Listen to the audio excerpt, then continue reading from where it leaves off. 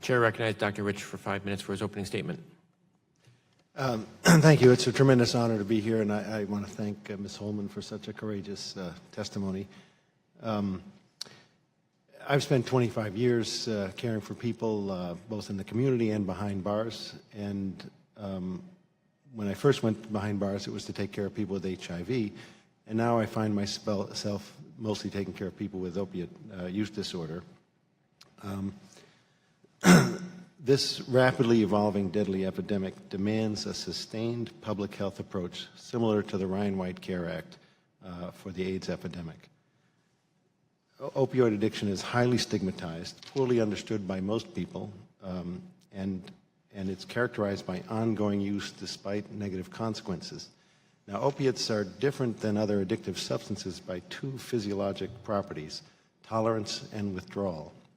Tolerance means you need an ever-increasing dose to get the same effect. And withdrawal is an extremely painful feeling when you abruptly stop opiates. You literally feel like you're dying. So this disease wraps around you like a boa constrictor. Every time you breathe out, it tightens. So when you try and breathe in, you can't. That results in changes in the brain chemistry and the brain pathways and your response to stimuli. And it feels like you need opiates for your very survival. Just like you need to breathe, you need to drink, you need to eat. So people get desperate because their ongoing use increases. They resort mostly to stealing, getting involved in the sex trade, getting involved in the drug trade. So what can we do about this? Our punitive approach has clearly failed, and you would predict that from knowledge of the disease.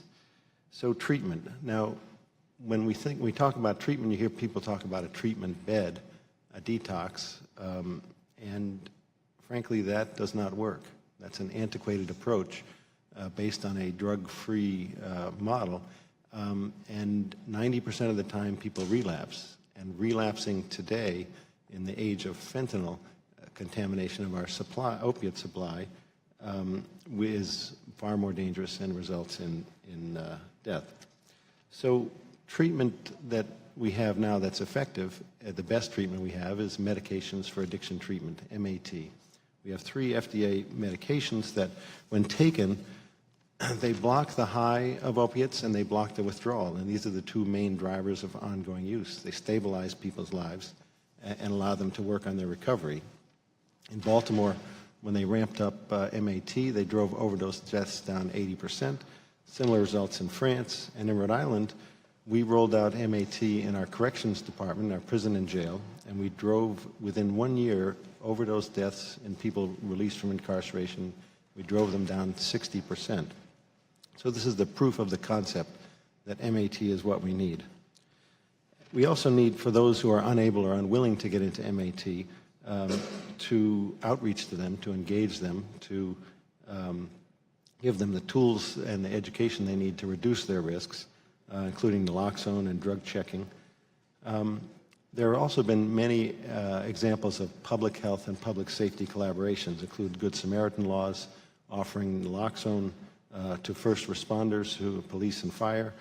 We heard a lot about LEAD program. In Rhode Island, we have safe stations where the fire stations act to engage people and get them into care. But the punitive approach will disproportionately affect those most disadvantaged.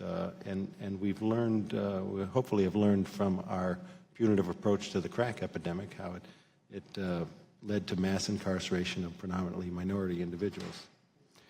So the punitive approach will distract attention and resources away from what is clearly needed, which is a strong and sustained public health approach. Thank you.